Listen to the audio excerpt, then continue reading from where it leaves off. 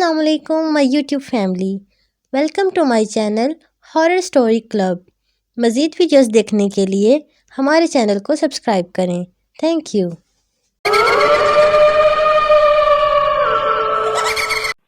बस्ती घनशाल यहाँ से कितनी दूर है जनाब? बस्ती घनशाल? सामने वाले की आंखों में खौफ दौड़ने लगा। लेकिन आप बस्ती घनशाल का क्यों पूछ रहे हैं? साइकिल पर हाथ रखे वो बूढ़ा हमें घूरने लगा और फिर वो गोया हुआ। वहां तो दहाइयों से सन्नाटे हैं। उधर का रुख अब कोई बेवकूफ ही कर सकता है। वहां घरों में अब इंसान नहीं, भूत प्रेत रहते हैं और गली मोहल्लों में बच्चे नहीं, शैतानों जिन्नात दौड़ते फिरते हैं। 40 साल हो चुके हैं मुझे इस नगरिया में घूमते हुए। इन आंखों ने 40 साल से किसी आदमजात को नहीं देखा जो बस्ती घनशाल जाना चाहता हो और वहां जाकर वापस आया हो। मेरी बात मानो तो तजस्सुस पसंदाना तबीयत के लिए किसी और बस्ती या मुकाम का रुख करो। बूढ़ा अपनी बात कहकर साइकिल पर सवार हुआ और हमें बिना कुछ बताए आगे मेहराबपुर निकल गया। बस्ती घनशाल मेहराबपुर से 20 किलोमीटर आगे थी और पहाड़ियों के वसत में किसी वादी की मानित थी। हमारा सफर घनशालपुर की तरफ था। शाह साहब जिन दिनों अपने अमल में तस्खीर हासिल कर चुके थे, ये उन्हीं दिनों की बात है। सड़क किनारे खड़े मैं और शाह साहब इंतजार में थे कि कोई गुजरे तो उससे आल अहवाल लें। शाह साहब इस बार बिना किसी के कहे अज खुद बस्ती घनशाल का रुख करने जा रहे थे। बस्ती घनशाल में अब आबादी नहीं थी और मकीनों ने अपने घर छोड़ रखे थे। पूरी बस्ती वीरान थी और आसपास पहाड़ियां थीं और पहाड़ियों के बाद छोटी छोटी बस्तियां आबाद थीं। मेहराबपुर वो आखिरी बस्ती थी जिसके बाद पहाड़ी सिलसिले शुरू होने थे और उसके दामन में कहीं बस्ती घनशाल के आसार थे। बस्ती क्यों वीरान थी और उसके मकीन क्यों आखिर उसे छोड़कर चले गए? बस्ती में अब कौन था? आफत किस रूप में वहां मौजूद थी? इन्हीं बातों को जानने के लिए शाह साहब इस बार कोहस्तान में अपनी खोह से निकले और मेहराबपुर पहुंचे। मैं भी मेहराबपुर पहुंच चुका था। सुना था कि बस्ती के चारों तरफ पहाड़ियों से बड़ी बड़ी चट्टानें सरकते हुए बस्ती में आ लगती और कई घरों को तहस कर देती। कभी बस्ती के चरवाहों को उनके जानवरों समेत गायब कर दिया जाता। रात को जब बस्ती के मकीन सो जाते तो पूरी बस्ती में चीखने चिल्लाने की आवाजें आने लगती और जानवर सारी रात चीखने लगते। ये बस्ती ऐसी जगह आबाद थी कि उसकी सरहदें किसी बस्ती के साथ नहीं बल्कि पहाड़ियों के साथ लगती थीं और रात को उन पहाड़ियों पर इंसान तो क्या जानवर भी जाने से गुरेज करते थे। मेहराबपुर में सड़क किनारे मैं और शाह साहब एक दरख्त के नीचे बैठे इंतजार कर रहे थे कि साइकिल पर एक बूढ़ा आता दिखाई दिया। मैं उठ खड़ा हुआ और पूछने लगा कि बस्ती घनशाल का रास्ता किस पहाड़ी से जाता है। वो समझा कि हम सैरो तफरी या सस्पेंस के लिए वहां जाना चाहते हैं। उसने हमें खबरदार किया और साइकिल पर चलता बना। अब हमें अपना रास्ता खुद तलाश करना था। चारों तरफ यहाँ कीकर के दरख्त थे और उनके दरमियान से गुजरते सुनसान रास्ते। मैं और शाह साहब अब यहाँ वहाँ निगाहें किए किसी राहरों की तलाश में नजरें घुमा रहे थे। आखिरकार हमने फैसला किया कि हम आगे बढ़कर खुद ही बस्ती घनशाल का रास्ता मालूम करेंगे। असर होने वाली थी। हम उठे और चलने लगे एक पहाड़ी की तरफ जिस पर खुश्क पौधों ने ऐसा मंजर पैदा कर दिया था जैसे ये पहाड़ी जमीन पर नहीं बल्कि दूर किसी वीरान सियारे पर हो, जहां इंसान नहीं दीगर मखलूकात का बसेरा हो। चारों तरफ खामोशी थी और हमारे कदमों की आवाज थी। मंजर की खबर नहीं थी लेकिन उम्मीद थी कि शाम से पहले पहले घनशाल बस्ती के आसार हमें मिल जाएंगे और फिर उस जर्द पहाड़ी की चोटी पर खड़े ہمیں پہاڑوں کے درمیان کچھ گھر اور گھنٹہ گھر دکھائی دیے۔ تب شاہ صاحب نے کہا، وہ رہی بستی گھنشال۔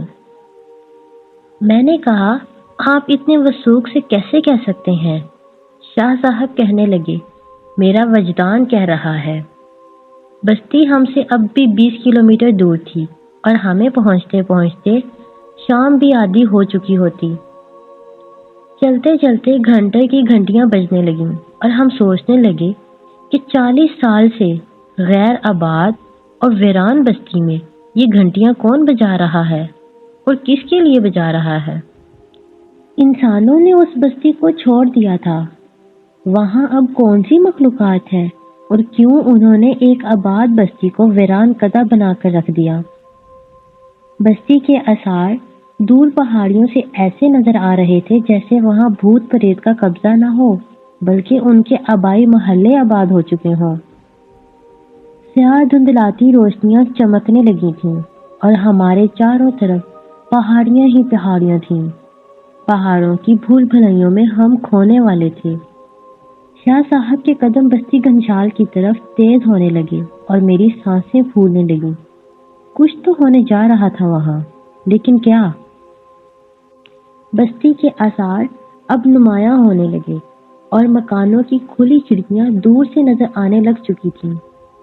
ہم بستی میں داخل ہوئے تو مکانوں کے دروازے آدھے سے زیادہ زمین میں دھنس چکے تھے اور کھڑکیوں پر زنگ لگ چکا تھا۔ پوری بستی میں دھول ہی دھول اور سناٹے ہی سناٹے تھے۔ ایک آدھ کوا اگر کہیں سے اڑ کر آ جاتا تو اس کی کائیں کائیں پوری بستی میں گونجنے لگتی۔ گھروں کے دروازے کھلے ہوئے تھے اور اندر کا منظر باہر سے ہی دکھائی دے رہا تھا۔ میں اور شاہ صاحب آگے بڑھتے گئے کہ ایک جگہ پہنچ کر شاہ صاحب کے قدم رک چکے تھے اور خود میرے بھی۔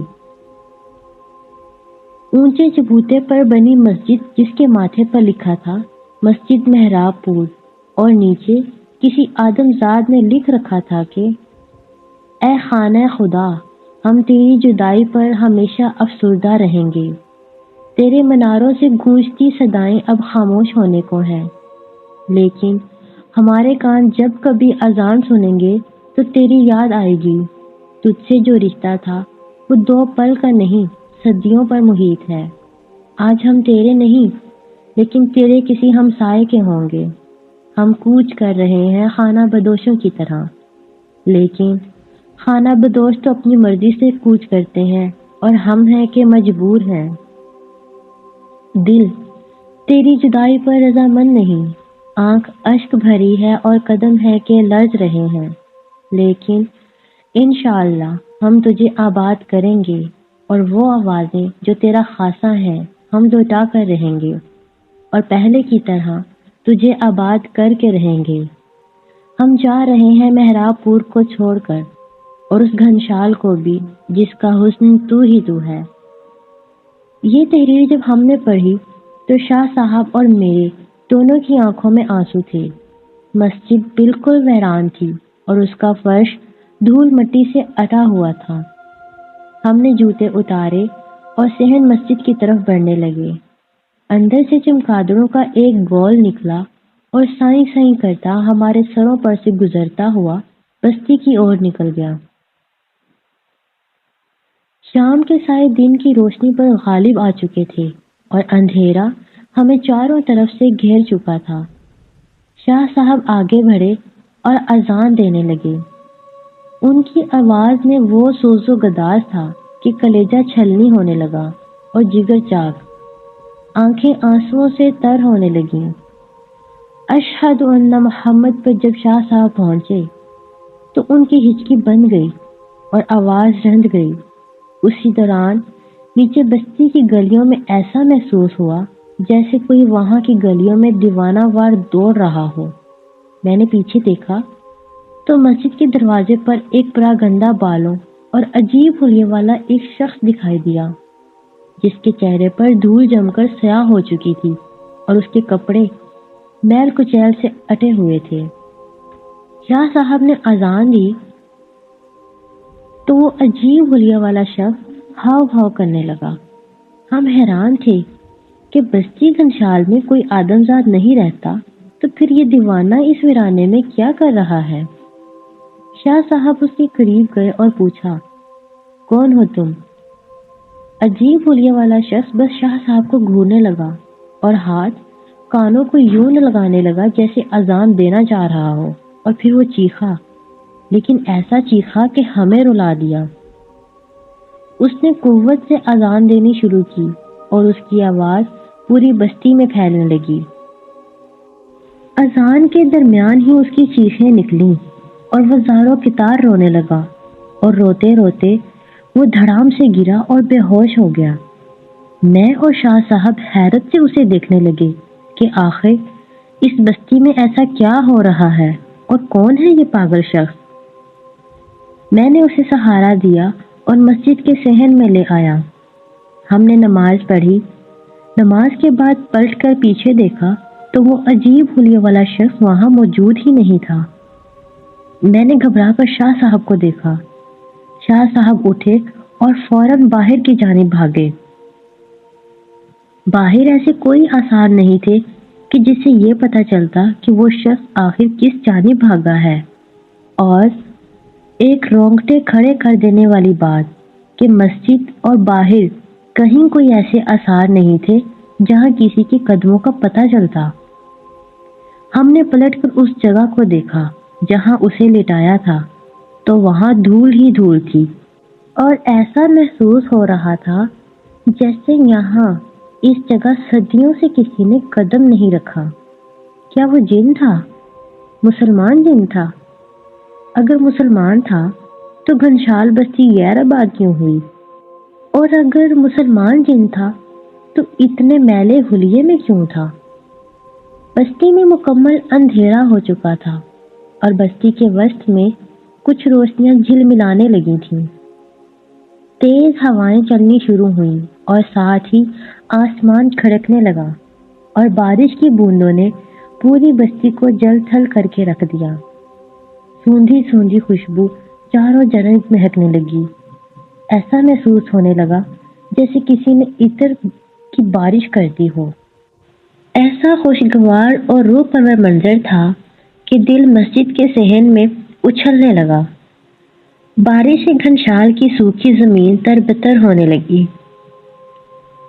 شاہ صاحب بستی کے وسط میں اٹھنے والی ان روشنیوں کا تعاقب کرنا چاہتے تھے، لیکن اس سے پہلے انہوں نے مجھے مخاطب کرتے ہوئے کہا، ابو تمار۔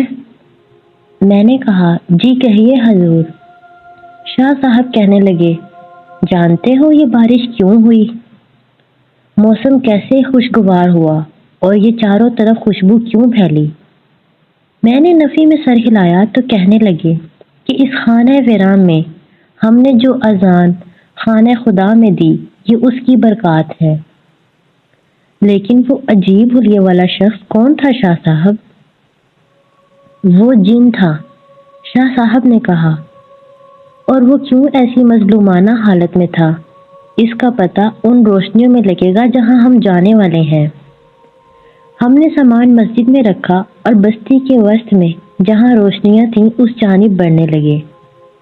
ایک زوردار ہوا چلی اور کھڑکیاں قوت سے کھلنے اور بند ہونے لگیں۔ ہم مسجد سے باہر نکلے تو دھول مٹی بیٹھ چکی تھی اور ہر طرف جیسے خوشبو کی پھوار ہوئی ہو۔ سامنے بستی کے وسط میں روشنیاں جھلملانے لگی تھیں۔ شاہ صاحب آگے بڑھتے گئے۔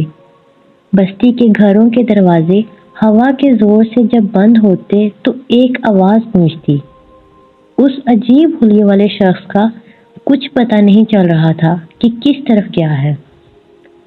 گھروں کا سلسلہ ختم ہوا تو ایک چھوٹا سا میدان آ گیا جس کے اطراف میں لکڑی کے کیبن بنے تھے۔ یہ گھنشال پور کا بازار معلوم ہوتا تھا جہاں بستی گھنشال کے لوگ خرید و فروخت کیا کرتے تھے۔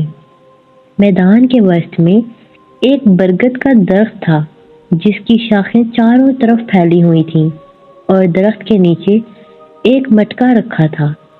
یہ مٹکا ایک طرف سے ٹوٹا ہوا تھا اور مٹکے پر ایک سیاہ کوا بیٹھے کائیں کائیں کر رہا تھا۔ روشنیاں ہم سے قریب آنے لگیں۔ یہ روشنیاں ایک گھر سے اٹھ رہی تھیں اور یہ گھر بستی اور بازار سے ذرا ہٹ کر تھا۔ عجیب بات یہ تھی کہ اس گھر کے آس پاس نہ کوئی جائے قیام اور نہ ہی کسی درخت وغیرہ کے آثار تھے۔ اپنے محل وقوع کے اعتبار سے اس کا یہاں اس جگہ ہونا سمجھ سے بالا تر تھا۔ شاہ صاحب کہنے لگے، میاں احمد ذرا احتیاط سے آگے بڑھنا۔ آس پاس پہاڑوں پر سے گدھ اور کوے اڑ کر اسی مکان کی طرف آنے لگے، جیسے وہاں کسی مردار کا وجود ان کا انتظار کر رہا ہو۔ یہ مکان خستہ سا تھا۔ اس کی بیرونی دیوار مٹی سے لیپی گئی تھی اور چھت ہان کی لکڑی سے بنے تھے۔ دروازہ نام کی کوئی شے نہیں تھی۔ ایک بڑی سی کھڑکی تھی جو دروازے کا ہی کام دے رہی تھی۔ روشنیاں مکان کے اندر ایک کمرے سے اٹھ رہی تھیں۔ ہم کمرے میں داخل ہوئے تو ہر طرف دھول مٹی اور دیواروں کے کونے خدروں میں اگی خشک گھاس تھی۔ روشنیوں کا مرکز کمرے کا کونا تھا اور وہاں ایک سرنگ سی بنی ہوئی تھی اور روشنیاں وہاں سے نکل کر باہر نکل رہی تھیں اور وہیں سے بستی گھنشال کے ہر مکان سے دکھائی دے رہی تھیں۔ شاہ صاحب نیچے اترے، ان کے پیچھے یہ خاکسار بھی اترا۔ نیچے کو جاتا زینہ ایک بڑے ہال سے جا ملا۔ ہم اندر ہال میں پہنچے تو یہ دیکھ کر دنگ رہ گئے کہ وہ عجیب حلیے والا شخص ہال میں ایک طرف بے سدھ لیٹا ہوا تھا اور اس کی سانس ایسے پھولی ہوئی تھی جیسے ابھی اس کی آنتیں پھٹ کر باہر آ جائیں گی۔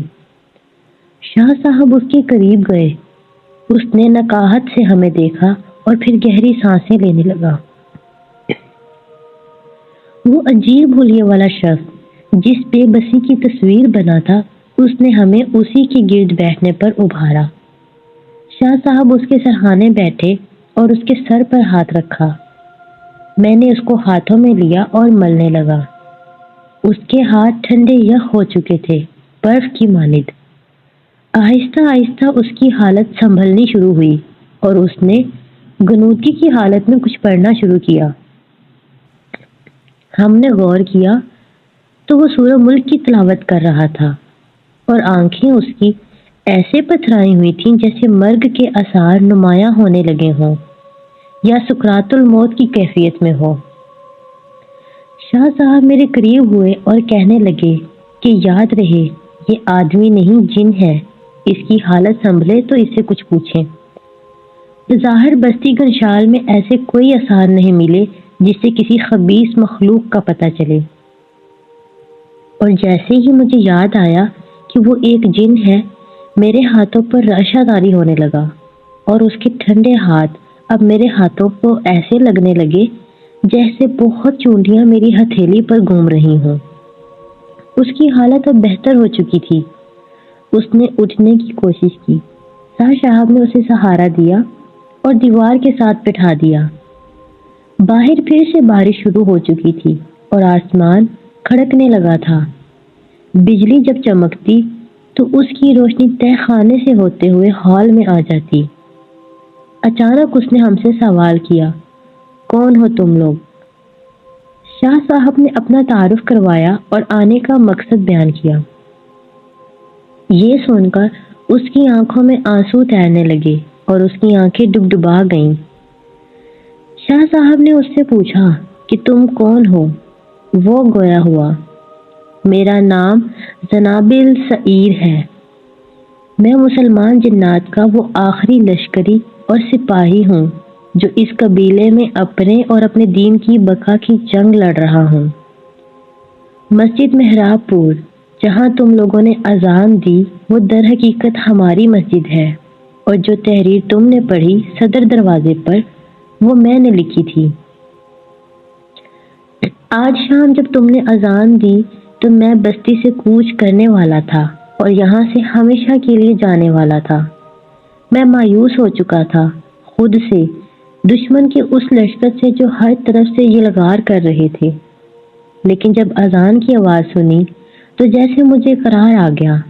میں پکار اٹھا کہ آ گیا وہ مسیحا، جس کا انتظار تھا۔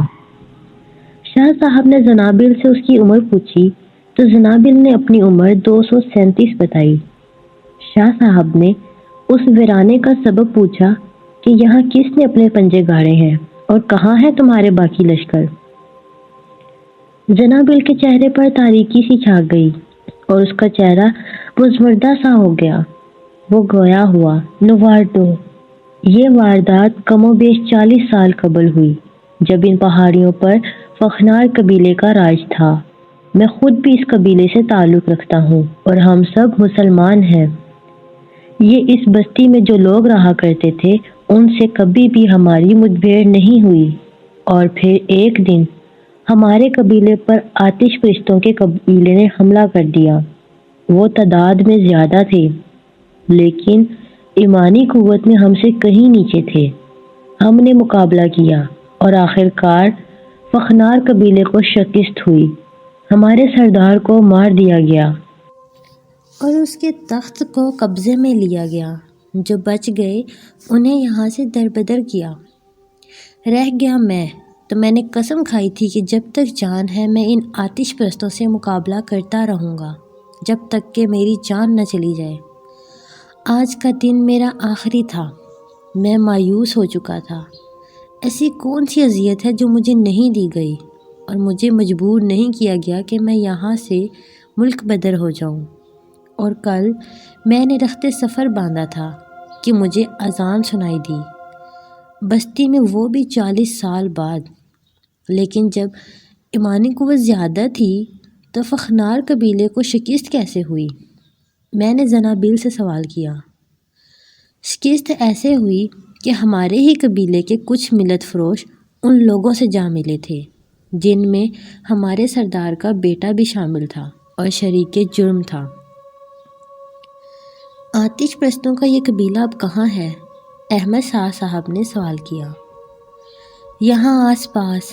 ابھی چاند کی روشنی جب مدھم ہونے لگے تو یہ غارت پسند نکل آئیں گے، پہاڑوں پر سے، اور بستی کا رخ کریں گے جہاں انہیں ستانے کے لیے میں ہی ملا ہوں۔ آئندہ وہ تمہیں نہیں ستائیں گے زنابیل۔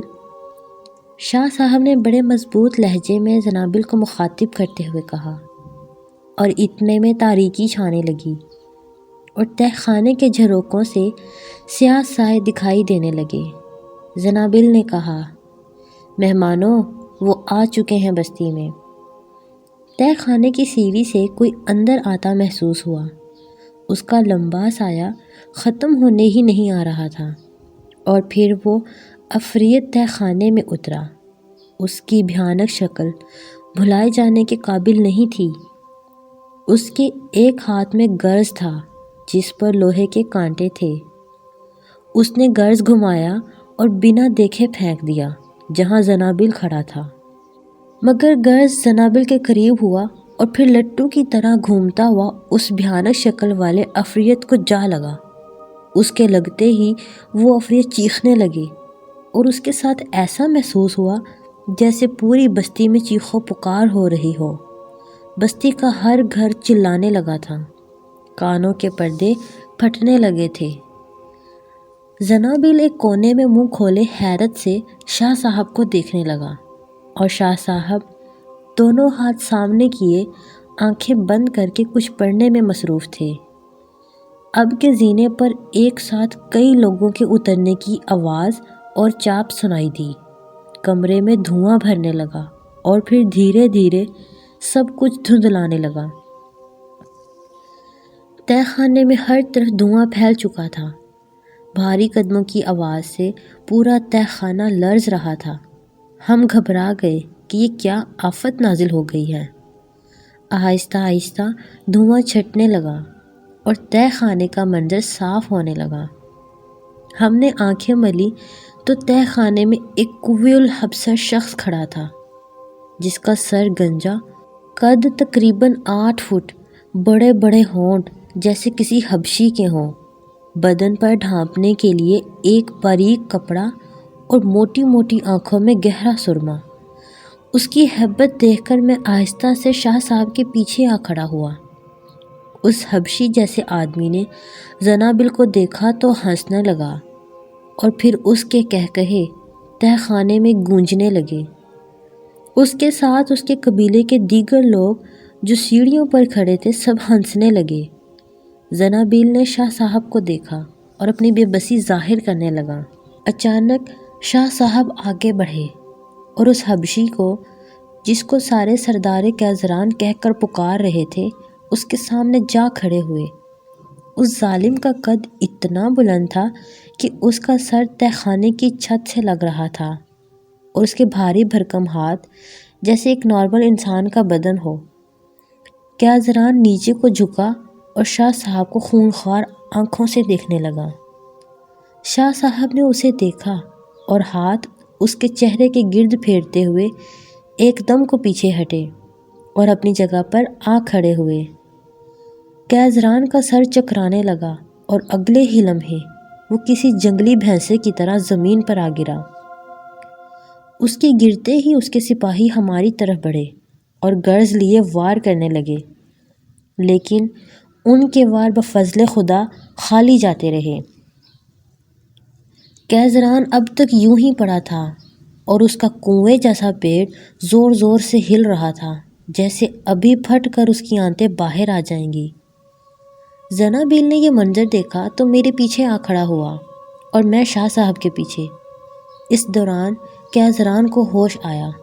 وہ کھڑا ہوا اور کسی بدمست ہاتھی کی طرح کھڑا ہوا۔ وہ چیخا اپنے قبیلے پر اور فوراً تہ خانے سے باہر نکل گیا۔ اس کے جاتے ہی اس کے سپاہی بھی فوراً باہر نکلے۔ کمرے میں پھر سے دھواں بھرنے لگا۔ اب کہ دھواں صاف ہوا تو کمرے میں ہم 3 ہی افراد تھے۔ کیزران جا چکا تھا۔ ہم تہ خانے سے باہر نکلے۔ باہر بستی میں ایسے کوئی آثار نہیں تھے جس سے معلوم ہوتا کہ وہ مخلوق کس جانب گئی ہے۔ البتہ دور گھنشال کی پہاڑیوں پر دھول سی اٹھتی دکھائی دی۔ زنابیل نے دھول دیکھی تو کہنے لگا کہ بزدل آج بھاگ گئے ہیں، اور پھر یہی جملہ دہراتے ہوئے زنابیل دیوانہ وار بستی گھنشال کی گلیوں میں رقص کرنے لگا۔ اس آفت سے ابھی خلاصی نہیں ہوئی تھی۔ شاہ صاحب مسجد کی جانب روانہ ہوئے۔ فجر میں ابھی وقت تھا۔ ہم نے مسجد میں نماز پڑھی اور زنابیل بھی ہمارے ساتھ شریک ہوا۔ مسجد کی صفائی کی گئی۔ ایک الماری سے زنابیل نے ایک صحیفہ نکالا جو کسی عجیب جناتی زبان میں لکھا ہوا تھا۔ یہ نصیحت نامہ تھا ان کے کسی بزرگ کا۔ زنابیل نے بڑی چاہ سے وہ صحیفہ شاہ صاحب کو دیا۔ میری نگاہ اس صحیفے پر پڑی تو وہ زبان میرے لیے اجنبیت سے معمور تھی۔ اس کا رزم الحض ایسا گنجلک تھا کہ سر کے ساتھ ساتھ آنکھیں چکرانے لگیں۔ شاہ صاحب نے وہ صحیفہ زنابیل کی اجازت سے اپنے تھیلے میں رکھا اور تلاوت کرنے بیٹھ گئے۔ باہر بستی میں بارش کے بعد منظر سہانا ہو چکا تھا۔ ایسا لگ رہا تھا جیسے ٹوٹے ہوئے دل ملنے کو ہیں اور بہار آنے کو ہے۔ نغمگی سی فضا میں بکھرنے کو تھی اور خوشیاں بس چند کوس دور تھیں۔ کیزران کی تباہی کا مژدہ شاہ صاحب نے زنابیل کو سنا دیا تھا۔ بظاہر قوت سے لبریز کیزران قوت ایمانی کے نہ ہونے کے سبب کمزوروں پر تو حاوی تھا، لیکن اہل ایمان کے آگے اس کی قوت بس ایک چونٹی جتنی تھی۔ شاہ صاحب نے کہا، کل محراب پور کی مسجد کے باہر ان کے سروں کا میلہ سجے گا اور یہاں پھر سے خدائے وحدہ کی صدائیں گونجیں گی۔ زنابیل کا چہرہ خوشی سے چمکنے لگا۔ وہ دیوانہ جس نے اپنے قبیلے کے ساتھ محض اس وجہ سے بستی گھنشال کو چھوڑنے سے انکار کیا کہ محراب پور کی مسجد اکیلی رہ جائے گی، اس کا قبیلہ بہت جلد واپس آنے والا تھا۔ جانے رات کے کس پہر میری آنکھ کھلی، کیا دیکھتا ہوں کہ شاہ صاحب اور زنابیل تہجد کے لیے مسجد کے صحن میں کھڑے ہیں۔ شاہ صاحب کی پرسوز آواز نے سما باندھا ہے۔ شاہ صاحب جب ہچکی لیتے تو زنابیل کے بدن پر کپ کپی طاری ہو جاتی۔ تلاوت کے دوران ہی میری آنکھ کھلی۔ مجھے اپنے آپ سے شرمندگی ہونے لگی کہ انہیں توفیق مل گئی لیکن تجھے نہ مل سکی۔ فجر میں ابھی کچھ وقت تھا، موسم خنک ہو چکا تھا اور ٹھنڈی ہوائیں مسجد میں رقص کرنے لگی تھیں۔ میں اٹھا اور دیوار کے سہارے بیٹھ کر زنابیل کو دیکھنے لگا۔ یہ دیوانہ مجنوں جن جس کا قبیلہ جا چکا تھا بالکل معصوم اور بچوں جیسا تھا۔ اس کے ذہن میں ایک بات بیٹھ گئی تھی کہ شکست تسلیم نہیں کرنی اور محراب پور کی مسجد کو چھوڑ کر نہیں جانا، اور یہ بات بڑے بڑے عقل مندوں کو سمجھ نہیں آئی جو اس دیوانے مجنوں جن کو آ گئی تھی۔ شاہ صاحب تلاوت کرتے کرتے جب اس آیت پر پہنچے، وَقَاتِلُوهُمْ حَتَّى لَا تَكُونَ فِتْنَةٌ وَيَكُونَ الدِّينُ كُلُّهُ لِلَّهِ، اور لڑو ان کفار سے یہاں تک کہ فتنہ کچھ باقی نہ رہے اور دین اللہ ہی کے لیے ہو جائے۔ زنابیل کی سسکیاں بلند ہونے لگیں اور اس کے ساتھ مسجد میں ایسا سما بندھا جیسے محراب پور کے در و دیوار تک رو رہے ہوں۔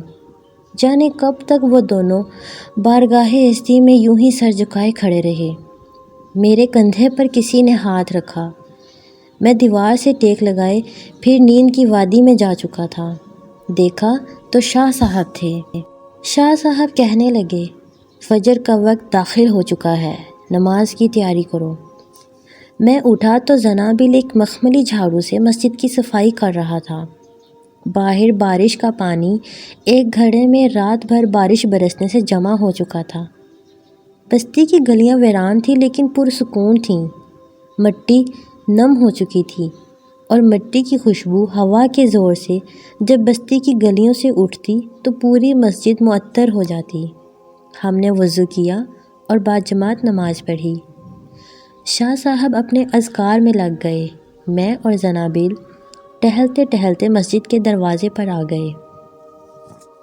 سامنے گھنشال کی بستی کی پہاڑیوں پر دھند نے ڈیرے جمائے ہوئے تھے اور ان کی چوٹیاں جیسے بادلوں کا حصہ ہوں۔ زنابیل نے مجھے مخاطب کرتے ہوئے کہا، تم ان کے ساتھ کب سے ہو؟ زنابیل شاہ صاحب کا کہہ رہے تھے۔ میں شاہ صاحب کے ساتھ گزشتہ 12 سالوں سے ہوں اور ہر سفر میں ان کا ہمراہی ہوں۔ زنابیل نے اگلی بات بڑی عجیب بتائی جس سے اس کی معصومیت پر مجھے ہنسی آنے لگی۔ کہنے لگا، جب گھنشال بستی آباد ہو جائے گی تب میری شادی ہوگی ظفیرہ سے۔ یہ ظفیرہ کون ہے؟ میں نے زنابیل سے پوچھا۔ ظفیرہ؟ زنابیل نے سوچتے ہوئے کہا اور پھر گویا ہوا، وہ میرے چچا کی چھوٹی بیٹی ہے جو اپنے باپ کے ساتھ یہاں سے جا چکی ہے، اور اگر وہ لوگ نہیں آئے تو پھر کیا ہوگا؟ میں نے زنابیل کو چھیڑتے ہوئے کہا۔ یہ سننا تھا کہ زنابیل کی آنکھوں میں آنسو موتیوں کی طرح جھلملانے لگے۔ اس کا بدن کانپنے لگا۔ میں گھبرا گیا کہ یہ میں نے کیا کہہ دیا۔ زنابیل نے روندھی سی آواز میں کہا، مسیحا ایسے مت کہو، وہ آئے گی، میرا نکاح یہیں مسجد میں ہوگا، اس کے لیے میں یہاں ٹھہرا ہوا ہوں۔ میں نے اسے تسلی دی تو دیوانہ خوش ہو کر کہنے لگا، جب میری شادی ہوگی تو تم اور شاہ صاحب ضرور آنا۔ اتنے میں شاہ صاحب باہر آئے اور زنابیل سے کہنے لگے کہ پہاڑیوں پر سے یہ دھند کب ہٹے گی؟ زنابیل نے آسمان کو دیکھا اور کہا کہ بس کچھ دیر میں ہٹنے والی ہے۔ شاہ صاحب مسجد سے باہر نکلے اور مسجد کے چاروں اطراف طواف کرتے ہوئے کچھ پڑھتے گئے اور پھر وہ مسجد میں آ گئے۔ ہمیں تاکید کی کہ مسجد کی حدود سے باہر نہیں جانا اور اندر بیٹھ کر تلاوت کرتے رہنا۔ وہ مخلوق کچھ دیر میں پہاڑوں سے اترنے والی ہے اور اس دفعہ وہ پورے لاؤ لشکر سمیت آئیں گے۔ بستی میں روشنی پھیلنی شروع ہو چکی تھی۔ مکانوں کے دروازے اب نظر آنے لگے تھے اور پرندے اپنے آشیانوں سے نکل کر بستی گھنشال کی حدود سے اڑتے ہوئے اپنے رزق کے لیے محراب پور کی اور اڑ رہے تھے۔ پہاڑوں پر سے دھند ہٹی تو دھول مٹی کا ایک غبار اڑتا ہوا دکھائی دیا۔ ایسا محسوس ہو رہا تھا جیسے پہاڑوں پر سے لاوا بہہ کر نیچے آ رہا ہو یا پھر کیچڑ ہو جو آہستہ آہستہ سرکتا ہوا نیچے بستی میں گرنے لگا ہو۔ دھول بٹی نے پوری بستی کو گرد آلود کر دیا تھا اور چاروں جانب نظر کی انتہا اب صفر ہو چکی تھی۔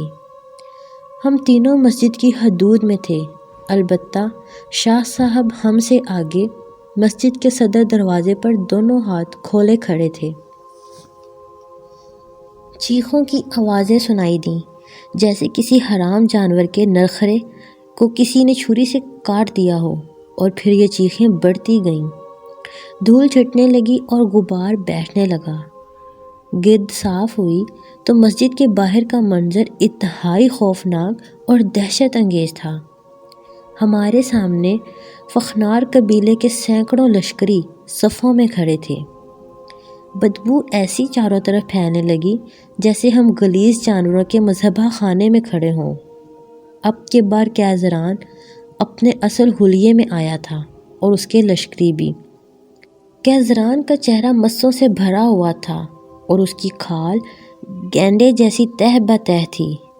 اس کے سر پر گومڑ نمودار ہو چکے تھے اور آنکھیں ایسی گول مٹول جیسے کسی پرکار سے بنائی گئی ہوں۔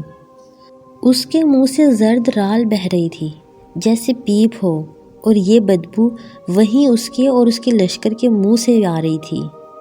اچانک زعفران چلایا کہ زنابل عبد المجید، باہر نکلو اور مقابلہ کرو۔ زنابل کا خون کھولنے لگا تھا، لیکن شاہ صاحب کی تاکید تھی کہ مسجد سے باہر نہیں نکلنا۔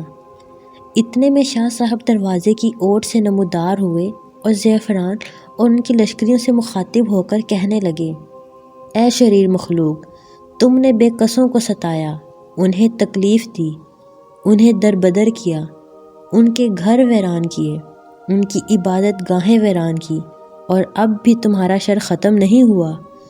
اے آتش پرستو، بدبودار مخلوقوں، کیا تم بھول گئے کہ تمہاری 2000 سالہ انسانی بادشاہت کو توحید کے علم برداروں نے تہ و تیگ کر دیا؟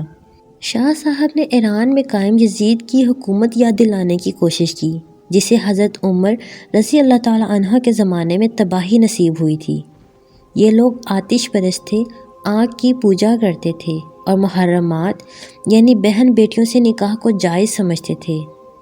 شاہ صاحب کی اس تقریر سے کیزران کا خون جوش مارنے لگا۔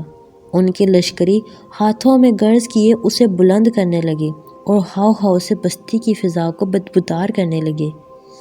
شاہ صاحب پھر گویا ہوئے، اے خبیث روح، کیا تم یہ چاہتے ہو کہ تمہیں بھی تمہارے ان شیطان بزرگوں کے پاس پہنچایا جائے جہاں آگ تمہارا انتظار کر رہی ہے؟ یہ کہنے کی دیر تھی کہ کیزران اور اس کے لشکریوں نے اپنے اپنے گرز بلند کیے اور شاہ صاحب کی جانب پھینکے۔ ایک ساتھ سینکڑوں گرز مسجد کی طرف آئے اور زنابیل خوف کے مارے نیچے بیٹھ گئے کہ یہ نہ ہو کہ یہ گرز مسجد کو ایسا نقصان پہنچائیں کہ مسجد کا نام و نشان نہ رہے۔